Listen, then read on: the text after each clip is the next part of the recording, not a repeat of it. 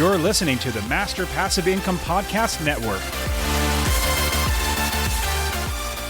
Welcome to the Master Passive Income Show. My name's Dustin Heiner, and I'm here to help you get financial independence, afford anything you want in life, and make over 6 or 7 figures a year by investing in real estate. And in today's show, I am super pumped to bring on a fantastic friend of mine who has helped many people become financially independent. And now today, she's going to show us how she helps other people and how she's going to help you as well. All right, let's start the show.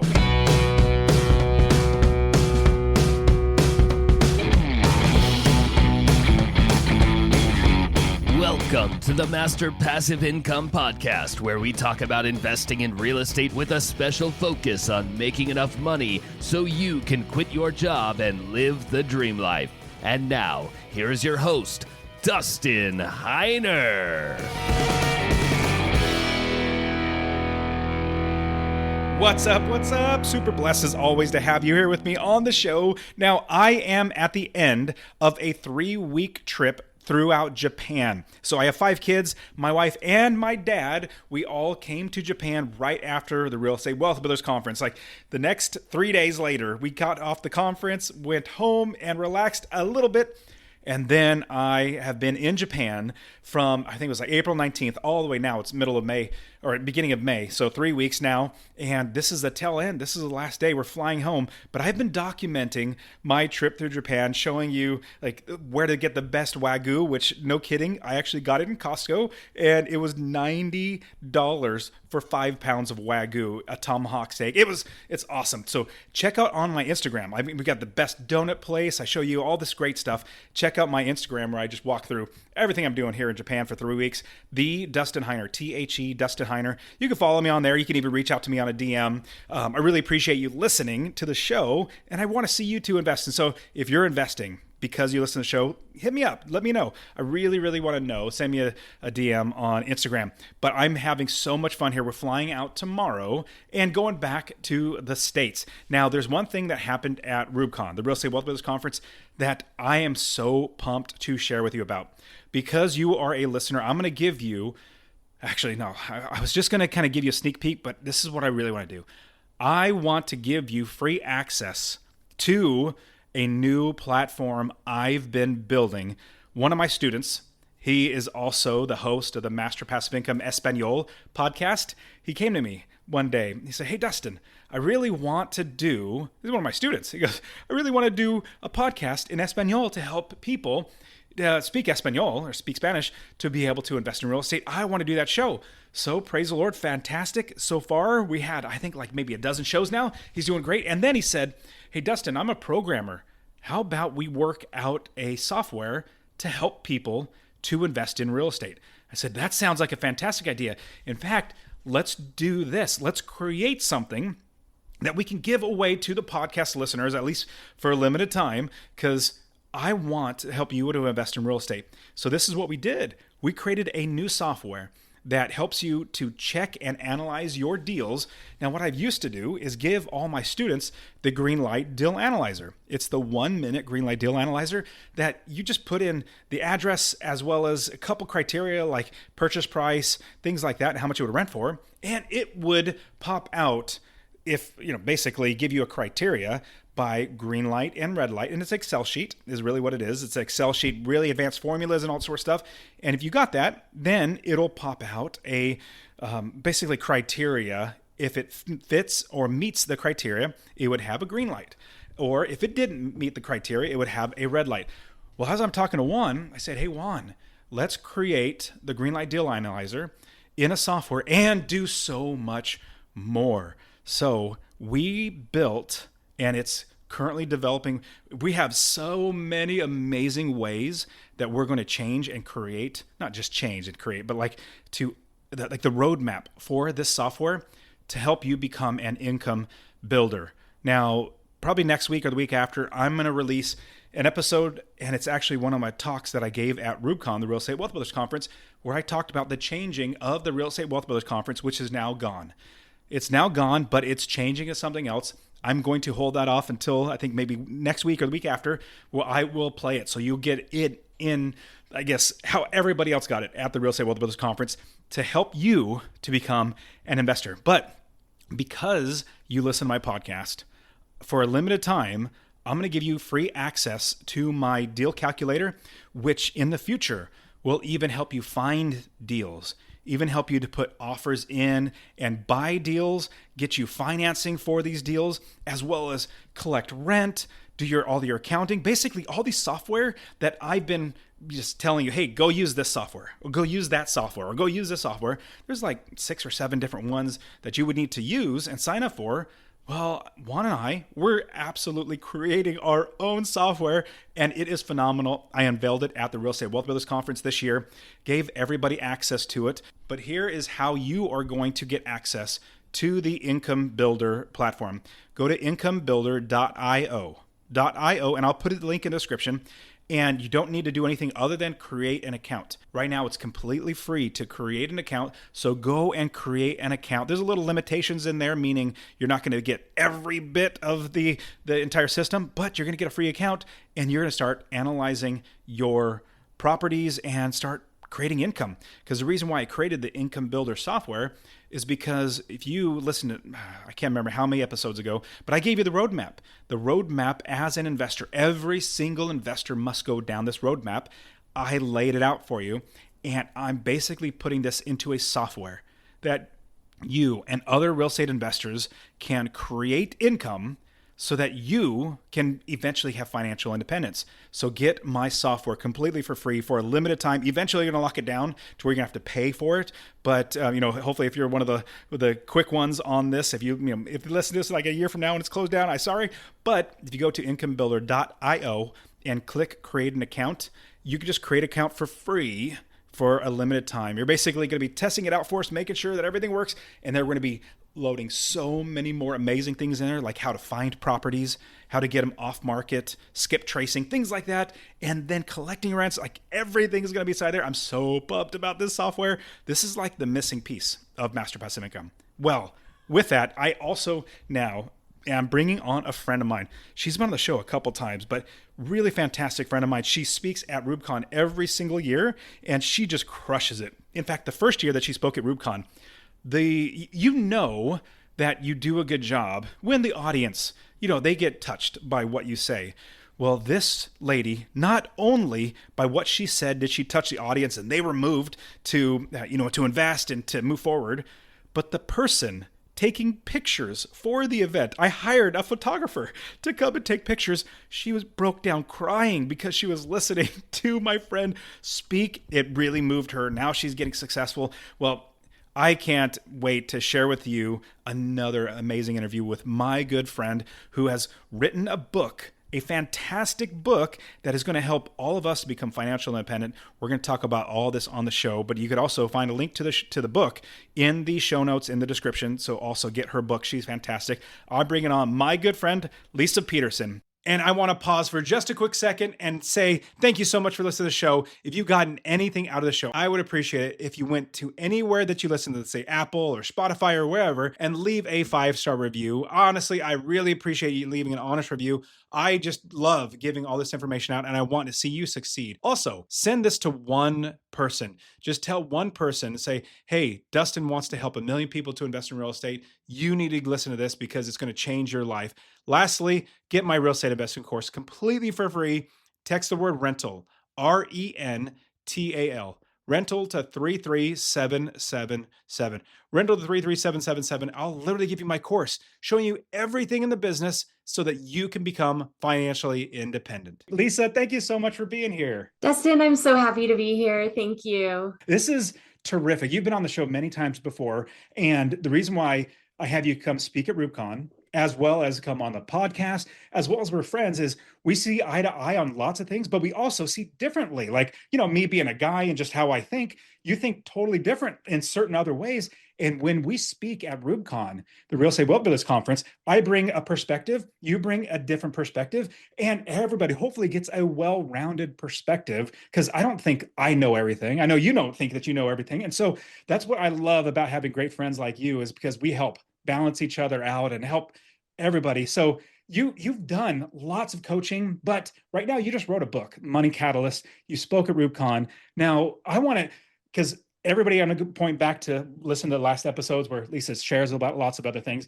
But at the same time, Lisa, could you tell us why you wrote the first book, Mindful Millionaire, and then now you have the Money Catalyst? I love this title. It's a very fantastic title, but talk to us about how you transitioned into this now a new volume. Yeah, so I've had my business for 11 years here in Sedona, Arizona, and I've been coaching business owners, leaders about how to understand the relationship that you have with money and how when you understand it better, you make better decisions about your investing, you make better decisions about your life, about your relationships. Like if you understand money and how it affects you, I feel like you're going to be a better human all the way around. Would you agree with that, Dustin? 100%, 100%. Especially if you don't have money too, you start to maybe not do the best things or make the best decisions. And so I think it's a great, great point. Yeah. And so I've been obsessed with this conversation for 11 years now. And I love being able to come and talk about this stuff at RuCon. It's such a special event. So everyone needs to be a part of it, just putting that plug in. But what I had happened was a few years ago, I took a client of mine who had inspired my first book to Paris as a thank you. So I felt immense gratitude because she had opened up her life and allowed me to write about her life, which is a really intimate thing, right? Most people wouldn't be comfortable with that, especially like the stuff that we don't want anyone to know. And yet she let me write about it. And I was like, we're going to go to Paris one day. And then the pandemic happened and we couldn't go and we put it off. And then in May of 2023, we went and it was the most magical experience, but it was magical on multiple levels because I thought I was giving her this beautiful experience of abundance. And when we got there, having the fact that she'd never been there before, it was brand new. She had this like very lightness to her being, and everything was like, look at that rose, look at this cup of hot chocolate. Like everything was just over the top excitement. And I realized about it's almost like a childish way, you have kids like experiencing something for the first time makes you realize that there might be a whole bunch of room to experience life in a different way. I think that's one of the things that kids do for us. But in this case, I wasn't expecting it. And what ended up also happening is we had this beautiful experience. I come home, I'm flying home. I had upgraded to Polaris, which I had never done before. So I'm in my beautiful bed on the plane, living it up. And this movie comes on called Living by Bill Nighy, and or not by him, but he's an actor in this movie. And the whole entire movie was about this guy who's living this very boring, like small, tight, constricted, scarce life. And he worked in a government job and he just moved papers all day long. Like, this is the epitome of who you're like telling people not to be, right? So I was like, wow, this guy's got it bad. And then, halfway through the movie, he gets this notice that from his doctor that he has like 3 months to live. And I don't even totally understand what happened to me. But the minute he got the diagnosis, I started crying. Like I couldn't stop crying. I was like sobbing. And I think it was the whole experience in Paris and then seeing this guy and then seeing myself in the fact that I was still, even though I had written a book about abundance and scarcity, even though I feel like I live the most amazing life, I was like, there is still uncharted waters here. There are things that I have not done yet. And I need to change my mindset. Like I need to go big or go home, as they say. And I proceeded to live the next year of my life with this new mindset of abundance. And I went like to Bali. I was asked to speak at a conference in Bali.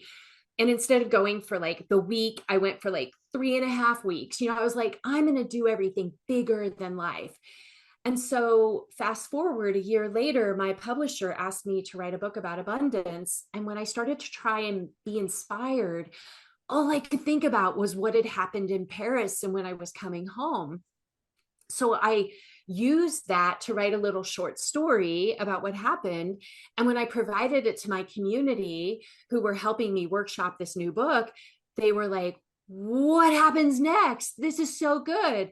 And I was like, I don't know. It wasn't supposed to be like a fictional story. But basically it became the money catalyst through that inspiration. And I've been working on it for the past year, and I'm so proud of it because I think, I don't know about you, Dustin, but I know that if I can learn something new through a fictional parable, right? A fable, a story that has real aspects to it, I'm going to like totally read that book. Like I'm all over it.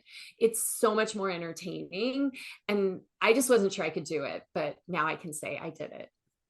I would say my favorite book that whenever I get asked a question, like, what's one book somebody should read? You know me, I would say the Bible, number one. But number two, it's always going to be Richest Man in Babylon by George S. Clausen. Yes. Such an amazing, so many great principles in there. And the guy learns, and you learn at the same time. And it like is ingrained in your brain. You can't forget it. If I just tell you, save 10% of your money, blah, blah, I give you the list, you're going to forget. But if you actually have those principles in a story form, I love it. 100% agree. Now, this story, is this a parable that you created, or was this kind of embodied off of somebody else?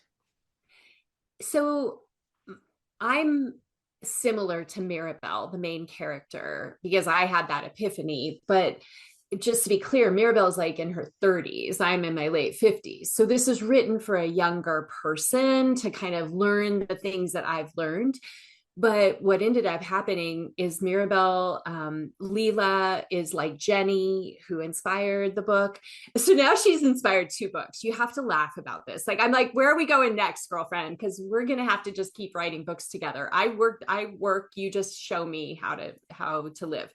But Ethan, the husband of Mirabelle, definitely has some qualities similar to my husband. Like I started with things I knew, but then once I got those characters worked out, my community started helping me understand what was missing. Because when you write a fiction book, it's very different than nonfiction in that if your characters do not invite diversity, let's say, like if you don't see yourself in the characters, you kind of don't take the book as seriously as if you see yourself in some way. And so my audience was very clear and like, hey, you look a certain way, you have money, you've got this life.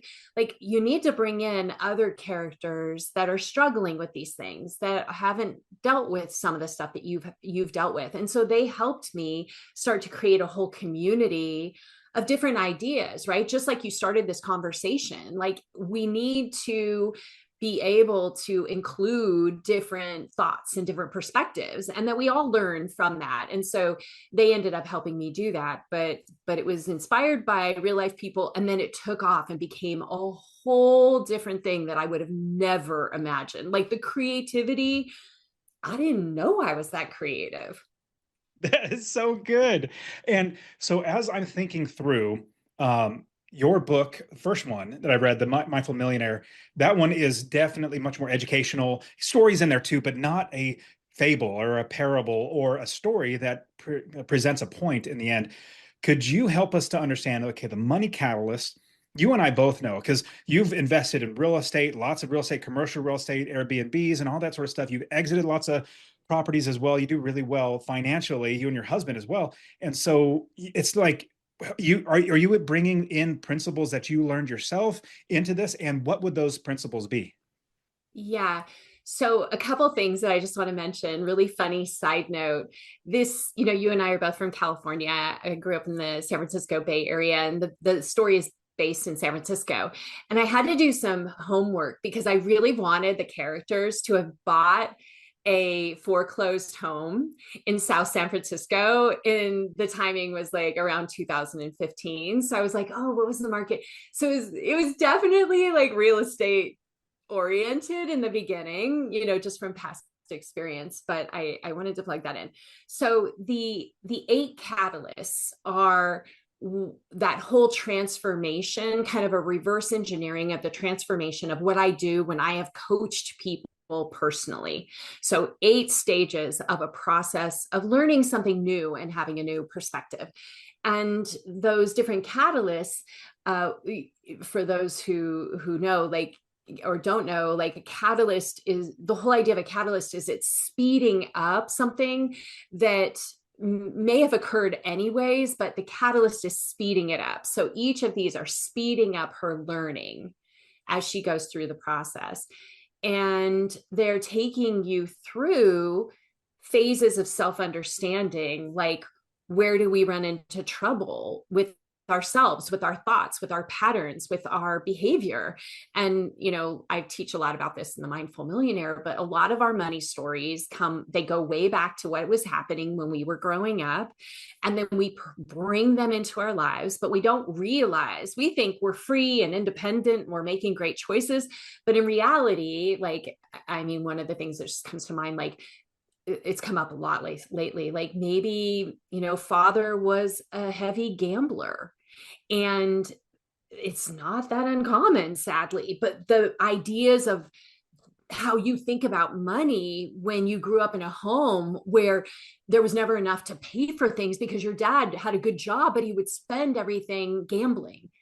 And so you hate money, because when money comes in, it means that it's not going to be around for very long, like all these different things that happen. And so the story is helping people look at what might have happened that's playing into the decisions that you're making today, and how can you heal those. And when I say heal, like, forgive, provide yourself compassion, maybe have conversations with people who you haven't been able to talk to.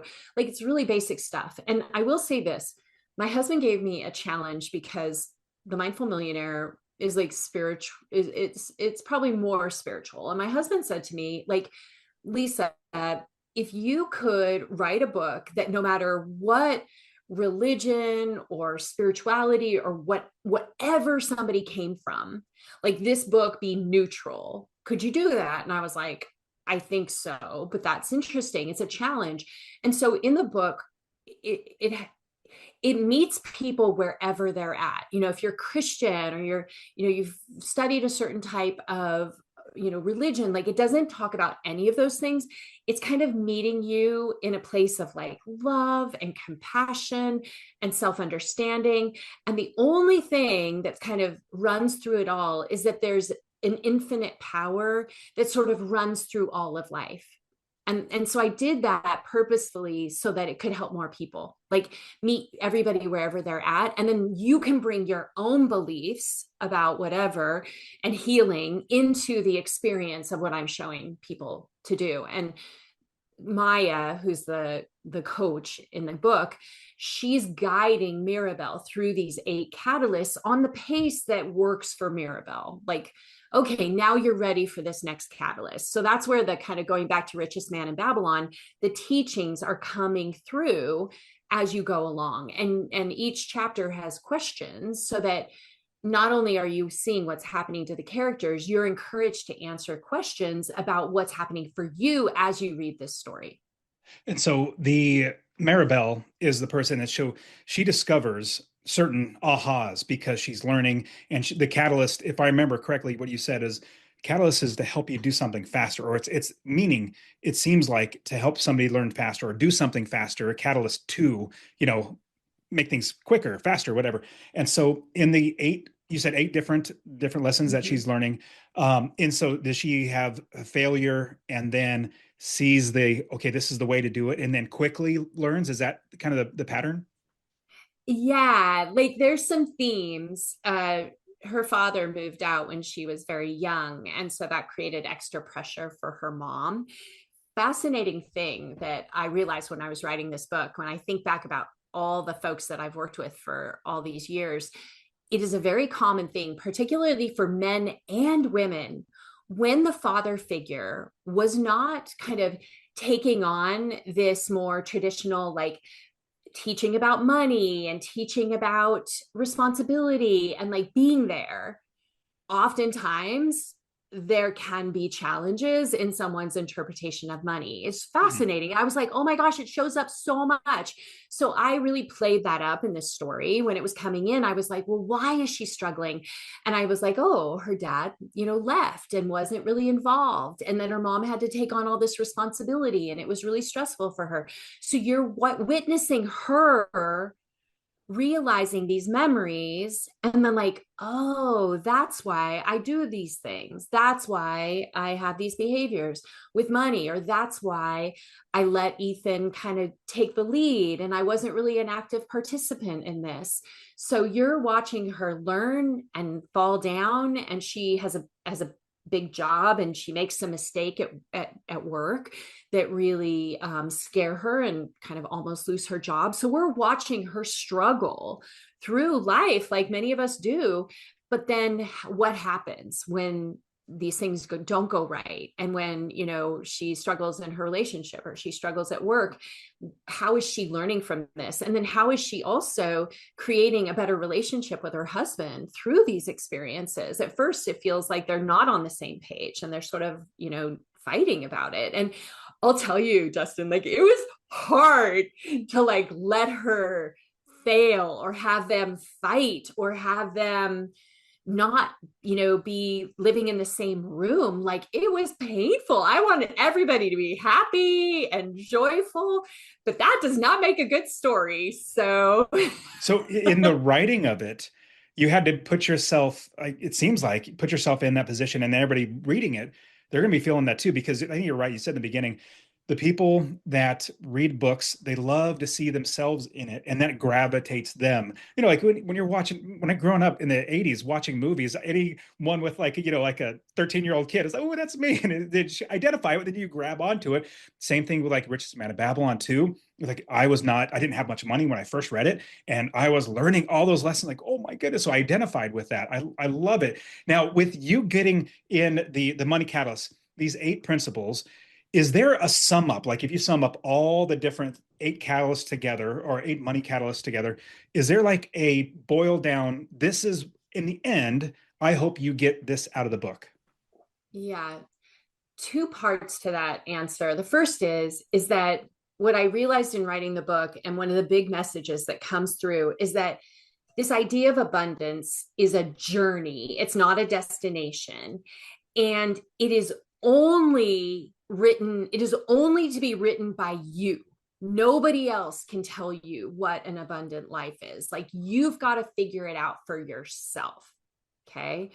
So really, I'll go big and say the goal is that by the end of the book, you are realizing that there are some aspects of your life that you probably need to focus in on and spend more time figuring out what really matters to you, and where have you let patterns, behaviors, things people told you you're supposed to do, like all of that drop away, so that you can get into like understanding like what is most important to you, and how are you going to not only see it, but make it a priority in your life and start doing the thing. So let's take real estate investing. You and I both know people will dream about real estate investing for years and years and years, but they're never putting it as a top priority. And if you don't put it as a top priority, it's probably not going to happen.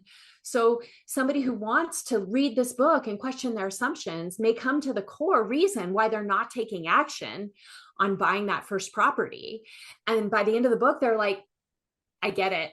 It's my time. I am going to do this. I'm not going to listen to any more excuses. I'm going to go take action now. I love it. And there was something you said in the middle there that I've been really doing recently, like last, I don't know, 6 months, maybe a year, is questioning things that we've been told by other people. And because, when you're young, you hear something from your parents or from teachers or from media, wherever, like you hear it, and it becomes like, that this is what it is, X, Y, and Z. Like I know it now because somebody told me. Well, then what about you trying to figure out if that's actually true? If like we don't have enough money in general, and so you're always fighting scarcity. Well, maybe we do, and so being able to ask questions of yourself. I'll give you a quick one that was really interesting. I was So my dad, little Japanese guy, he's 78 years old now, but in May of last year, 2024, he got diagnosed with cancer right after Rubicon, got diagnosed with stage 4 lung cancer, and he was getting so weak, he could barely walk. It was really, really, so I was like, oh my goodness, he only has like 6 months. My mom passed away in 2014 from stage 4 lung cancer. I watched everything, to chemo and all that sort of stuff. And so anyways, I'll fast forward the story. My dad had cancer, stage 4, started getting weaker and weaker, losing weight, because when you have cancer, you just start losing weight. Well, all my dad never wanted to take chemo. He's like, I'm not going to take chemo. I know that it's either the cancer or chemo is going to kill you. So he decided not to. But then he found something that apparently somebody in 2017 found a way to cure his own cancer. I'll fast forward the story. Basically, he takes Panacur, which is like ivermectin. It's a deworming medicine. And he said, in 2017, he had like pancreatic cancer. The doctor said, you have a month left. No more chemo is going to help you. Just go and die. And he said, I'm not going to do that. I'm going to, figure it out. Fast forward, he started taking that and cured his own cancer. And now he's not even a doctor. He's just like, I'm just telling you everybody what I did. So fast forward the story, my dad found out about it. And my dad started taking that, didn't take chemo. Doctors wouldn't even see him because insurance was lapsed, or, it's Medicare, going over and renewing. Anyways, my dad started taking it in July. Panacur, like it's $100 on Amazon for a month's supply of it, and vitamin D and CBD oil, those 3 things. And in January, he was cured of cancer. Like, he doesn't have any more cancer, didn't take chemo, doctors didn't see him for like 3 or 4 months. And my dad was going so far downhill that he could barely walk. Now he's walking for 2 or 3 miles a day. He's in the garden. He loves gardening, turning over soil. But I say this because it really got me thinking. I've been always told you have to take chemo. You take chemo, you take chemo. But then I see my dad get better with no doctor intervention, just this. I'm like, what else can I be, not just questioning in a negative way, but like, I want to learn. What else have I accepted that I can now change? But what are your thoughts on all that? Oh my gosh. Well, that is a beautiful story. I'm so happy for your father. It's funny because I've been listening to somebody on Facebook, a gal I know, and I think she's got the same exact story from cancer that she's been fighting for many years. And she's like, I'm cured. And I was like, wait, but yeah, exactly the same protocol. So holy moly, like just us, 2 people, in a very short amount of time. So I love it. And here's the deal, folks, like, we're doing this in every aspect of our lives in some way, shape, or form. We make assumptions, we just go with the flow. And granted, we can't address all of it all at the same time, or we'd be completely overwhelmed. And that's why, this situation, it's like life or death. He's got to make a choice. And I felt that on my trip to Paris. I was like, life or death, you've got to make a choice. Sadly, or gratefully, we shouldn't have to have it be life or death before we change the way we look at life. I think that every single day really does warrant a check-in of like, am I actually creating my best possible life in this moment? Is there anything on my calendar that just makes me, shiver because I'm so upset that I don't want to do it? Why, are you doing it? Like, literally looking and questioning assumptions is a very healthy thing to do. And I feel like that's probably my number one job as a coach, is to help people question the natural tendency that they have, because of past experiences, and get them to slow down and like take stock and really think, is this the best way forward? Some people are really good at this naturally. It's funny because I think our friend Monica, she's amazing at like doing this. So kudos to Monica. Like, some people are very solid in this, but a lot of us aren't. I wouldn't say that I was. And so the book is there. Both of my books are there to help people kind of slow down and make sure that they're really thinking through, how do you create this great life? And I remember the first year of the Real Estate Wealth Builder Conference in 2022, we were in Phoenix, and you were a little nervous, not a lot, but a little nervous about getting on A stage and little, a speaking. lot. You you crushed it. And I know because everybody in the room was just kind of like, they were like pins and needles. They're just enthralled. And here is the mark of somebody who does really well at their craft, speaking or telling stories. The lady, and you know the story, the girl, she was, I don't know, 20 years old, 22 years old, that Yeah. took pictures. I hired her to take pictures for the event to, so we could remember it and all that sort of stuff. She's listening to you. Instead of taking pictures, she's listening to you while taking pictures. And she was so moved and she started crying. And I had to connect you guys. I was just like, wow, if Lisa can make the lady who's taking pictures move inside of her, like this is awesome. And obviously that's why you come back every year, because you bring such great value to everything that we do at Master Passive Income at RubeCon. That's why I love having you on the show. And so, I want to quickly plug the Money Catalyst book. Is depending on when this comes out, but it's coming out. Your book is coming out Mother's Day, and so where can people find it? Yeah, the best thing to do is go to moneycatalyst.book.com, and that will be the perfect place for you to learn more about it. You can also go to wealthclinic.com/vision. And if you sign up there, you'll get like the first chapter of it for free. So you can figure out like, is it calling to me? And then you'll know if it's meant to be. But yeah. Well, definitely, everybody, you also should read Mindful Money or Mindful Millionaire. I went through that as well, read it. I think it was like 2021, I think 2020, 21 when I first read it. I'm looking forward to the Money Catalyst as well. Now on social media, your daughter's great at social media. Has she been helping you build up your Instagram as well? She is so busy running her empire. I don't think she helps me too much, but I am at Lisa Peterson, Leisa Peterson, on Instagram and Facebook, and Mindful Millionaire on YouTube.